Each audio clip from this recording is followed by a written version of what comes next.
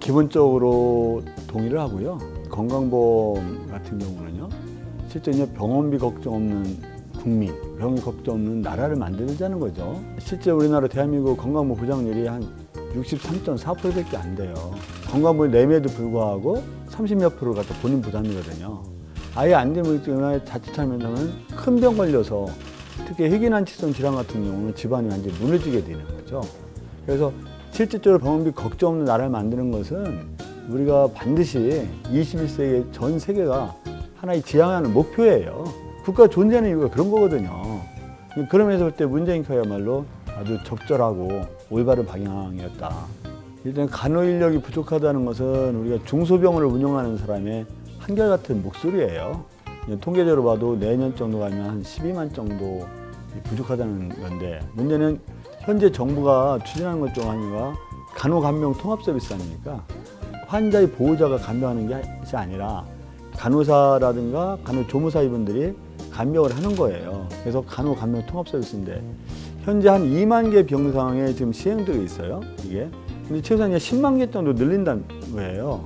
그럼 현재 이런 간호간병 통합 서비스를 10만 개 병실로 확장하기 위해서는 당연히 간호사분들이 엄청나게 필요한 거죠. 중소병의 가장 큰 고민거리가 다른 게 아닙니다.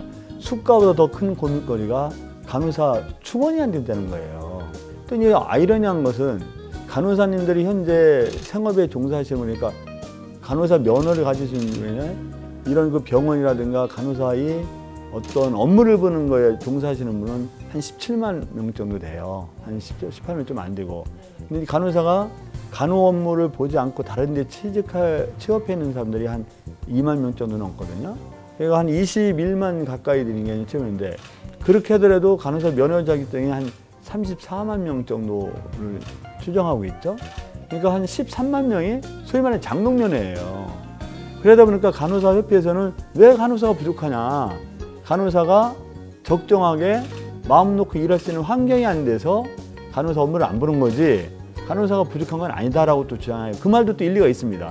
왜냐면 간호사 업무라는 게 엄청나게 경무원이니까. 이렇기 때문에 간호사분들이 상급 종합병원 내지 대학병원을 가려고 막 계속 노력을 하죠. 그러니까 간호사분들 1년 이내 이직률이 한 30% 정도 됩니다.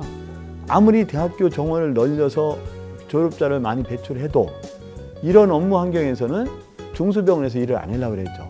간호사분들의 근로 환경, 처우, 이게 개선과 동시에 정원을 확대하는 문제가 논의돼야 되죠. 이 교대가 있잖아요. 야간에 이제는 케어하는 숫자가 너무 많은 거예요. 또 예를 들어서. 근데 그건 결국 그냥 간호사분들이 부족해서 그렇거든요. 근데 예를 들어서 서울 요양병원이 있습니다. 그게 거기 간호사님들 대폭 확충했어요. 확충해니까 모든 여건이 굉장히 낮은 통계가 있어요.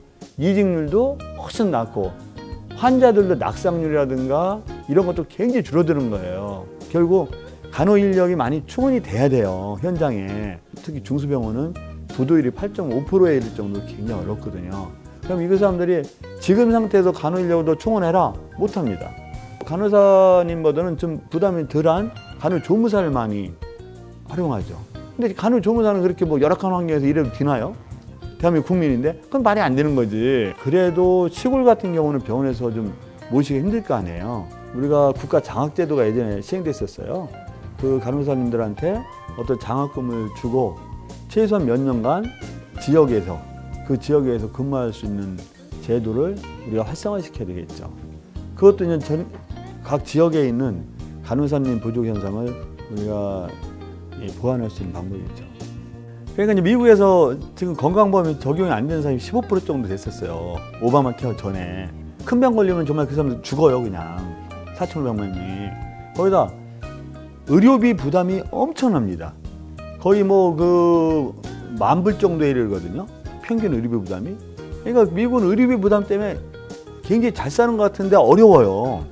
우리나라가 빈곤율 자체가 우리가 한 15% 정도 됩니다. 빈곤율, 대한민국도. 그래서 노인 빈곤은 얼마나 높게요. 작년에 우리가 발표한 게 OECD가 그때마다 틀리는데 48.8%예요. 노인 빈곤율이. 그런데 그 유럽은 OECD는 얼마냐? OECD 평균가는 12.1%밖에 안 돼요. 4배. 이렇게 해서 45% 정도 되는 사람들이 월 200만 이하를 받아요. 그래서 이런 예를 들어서 청년 실업 문제, 비정규직 일용직, 비정규직 일용직이 정부 통계도 644만 명이 되는 거거든요. 3분의 1이에요. 그런데 이런 나라를 그냥 그대로 가자는 거 아니에요. 그러면 그대로 가도 좋아요?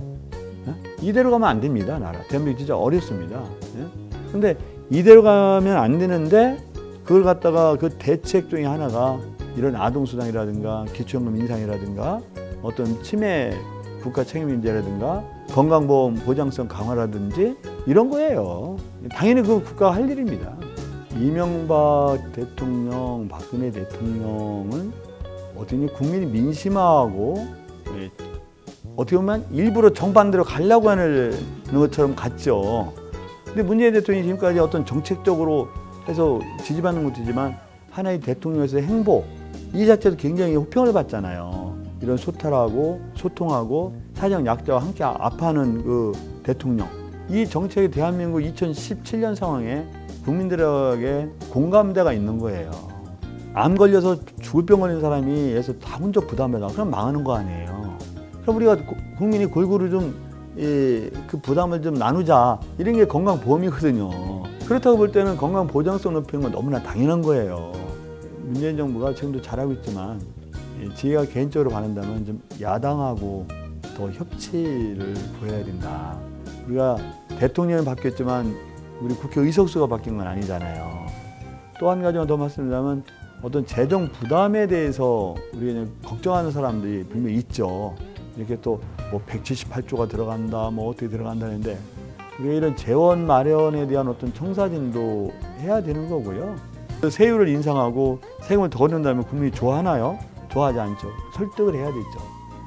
예를 들어 건강보험료를 지금은 당장 올리지 않아도 해결이 가능해요. 우리가 지금 흑자 누적분 20조가 있으니까. 그런데 그거는 당장 얘기고 국민들께서도요. 내가 만약 건강보험료 내면은 내가 부담하는 게 아주 적다. 라고 하면 건강보험 더 낼 용의가 있는 거죠.